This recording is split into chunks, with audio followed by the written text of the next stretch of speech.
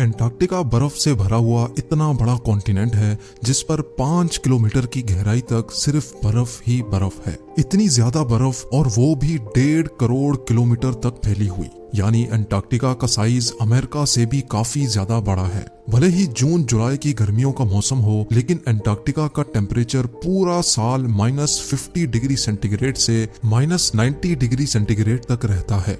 इस शदीद तरीन ठंड की वजह से ही यहाँ जिंदगी की उम्मीद बहुत ही कम है। लेकिन उसके बावजूद भी पूरे एंटार्क्टिका में 400 से भी ज्यादा लेक्स डिस्कवर हो चुकी हैं, जो बर्फ की लेयर के नीचे छुपी हुई हैं।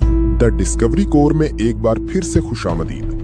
चैनल पर नए हो तो चैनल को सब्सक्राइब कर लें और बेल आइकन को प्रेस कर लें ताकि नई आने वाली वीडियो आप तक बआसानी पहुंच सके। नाजरीन, एंटार्क्टिका में ना ही कोई टाइम जोन फॉलो होता है और ना ही यहाँ किसी कंट्री का कब्जा है। हत्ता के पूरे एंटार्क्टिका में सिर्फ 2 ATM मशीन्स लगी हुई हैं। कई लोगों का मानना है कि एंटार्क्टिका की बर्फ के नीचे कई राज पोशीदा हैं। कुछ का तो ये भी मानना है कि बर्फ से ढके हुए इस मिस्टीरियस कॉन्टिनेंट के नीचे एक अलग ही दुनिया बसती है जहाँ एलियंस का राज है।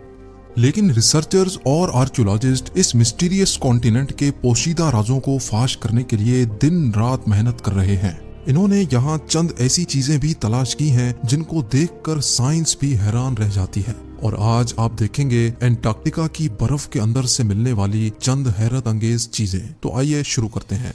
नंबर 8। 2009 में एक डिस्कवरी ने रिसर्चर्स के रोंगटे खड़े कर दिए जब एंटार्क्टिका की बर्फ के अंदर से एक बिल्ली का ढांचा मिला। लेकिन इसमें हैरान करने वाली बात ये नहीं थी कि ये ढांचा बिल्ली का है, बल्कि हैरान करने वाली बात ये थी कि ये जिस बिल्ली का ढांचा था वो आम बिल्ली नहीं बल्कि अंडे देने वाली बिल्ली थी। जब रिसर्च लैब्स में इस अजीब बिल्ली के ढांचे पर मजीद तहकीक की गई तो मालूम पड़ा कि ये जानवर कम से कम भी 2 करोड़ 50 लाख साल पहले धरती पर पाया जाता था।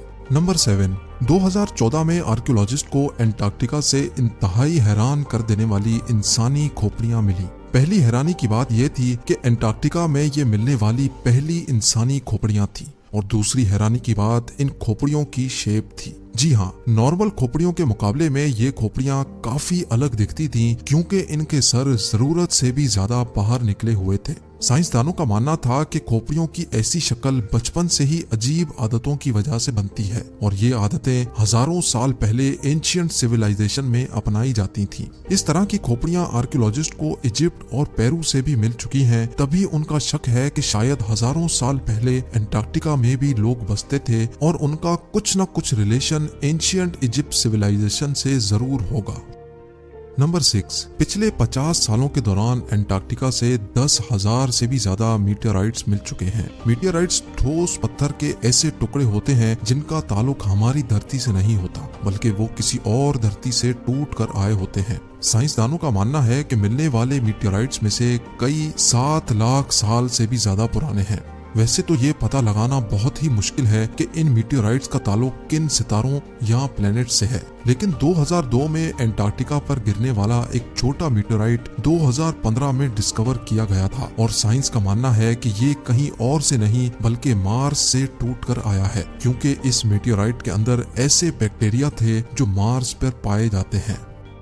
नंबर 5। एंटार्क्टिका में बर्फ की गहराई 5 किलोमीटर डीप है, और ये पूरा कॉन्टिनेंट अमेरिका से भी बहुत बड़ा है। लेकिन साइंसदानों को यहाँ से कुछ ऐसे सबूत मिले हैं जिनको देखकर ये अंदाजा लगाया जाता है कि लाखों साल पहले ये जगह रहने के काबिल हुआ करती थी। जी हाँ, 1980 से कई आर्कियोलॉजिस्ट को यहाँ से डायनासोर्स, मोजासोर्स और प्लेजियोसोर्स के ढांचे मिल चुके हैं। इन ढांचों की साइज 36 फीट बताई जाती है, जो तकरीबन एक ट्रिपल स्टोरी बिल्डिंग के बराबर बनती है। जब हड्डियों के इन ढांचों पर मजीद तहकीक की गई तो मालूम पड़ा कि ये कम से कम भी 70 लाख साल पुराने हैं। तभी ये अंदाजा लगाया जाता है कि 70 लाख साल पहले तक एंटार्क्टिका का टेम्परेचर रहने के काबिल था, और शायद तब ये पहाड़ गहरी बर्फ से नहीं बल्कि ग्रीनरी से ढके होते होंगे।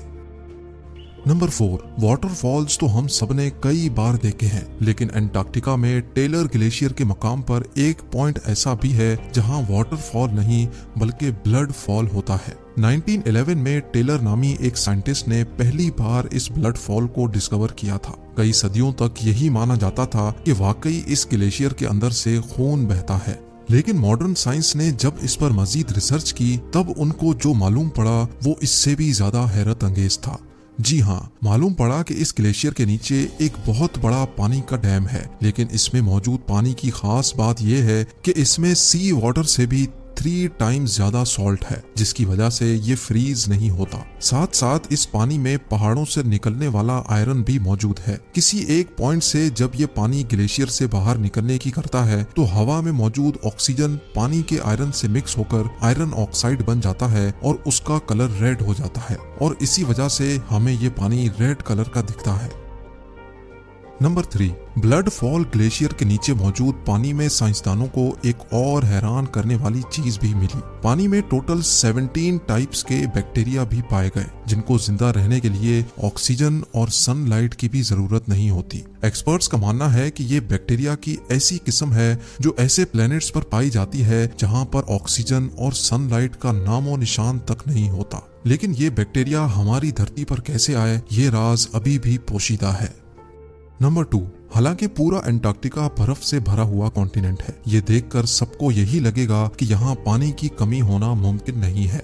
लेकिन आपको ये जानकर हैरत होगी कि हमारी धरती पर अगर कोई सबसे ज्यादा खुश्क यानी ड्राई जगह है तो वो भी अंटार्कटिका में ही मौजूद है। ये ड्राई वैली अंटार्कटिका में ही डिस्कवर की गई थी, जहां पर पिछले 20 लाख सालों से एक मर्तबा भी बारिश नहीं पड़ी, क्योंकि इस ड्राई वैली में तेज तरीन हवाओं का राज है जिनकी स्पीड 320 किलोमीटर पर आवर तक जाती है। इसी वजह से साइंसदानों का मानना है कि तेज हवाओं की वजह से यहाँ मौजूद पानी का कतरा कतरा एवोपरेट हो चुका है। आपको ये भी बताते चलें कि अर्थ के तमाम एटमॉस्फेयर्स में से इस ड्राई वैली का एटमॉस्फेयर लाखों किलोमीटर दूर मार्स से काफी मिलता जुलता है। इसी वजह से नासा ने अपना वाइकिंग रोबोट मार्स पर भेजने से पहले अंटार्कटिका की ड्राई वैली में टेस्ट किया था। और अब नंबर 1, आर्कियोलॉजिस्ट की एक टीम को अंटार्कटिका की बर्फ के अंदर 1100 फीट की गहराई से एक इंतहाई खौफनाक मखलूक का ढांचा मिला। ये पता लगाने के लिए कि ये ढांचा कौन से जानवर का है, कई एक्सपेरिमेंट्स किए गए, लेकिन हैरत अंगेज तौर पे इसका स्ट्रक्चर किसी भी जानवर से मैच ना हो सका। इस खौफनाक ढांचे की लंबाई 8 फीट बताई जाती है, जिसकी हड्डियां बॉडी से निकली हुई हैं। कई सालों की मेहनत के बाद भी आज तक ये पता नहीं लगाया जा सका कि ये जानवर कौन सा था और आखिर इस धरती पे आया कहां से था। ऐसी इंफॉर्मेटिव वीडियो देखने के लिए the discovery cover YouTube channel को सब्सक्राइब कर लें और बेल आइकन को प्रेस कर लें ताकि नई आने वाली वीडियो आप तक बासानी पहुंच सके। अपना बहुत सारा ख्याल रखें। अल्लाह हाफिज।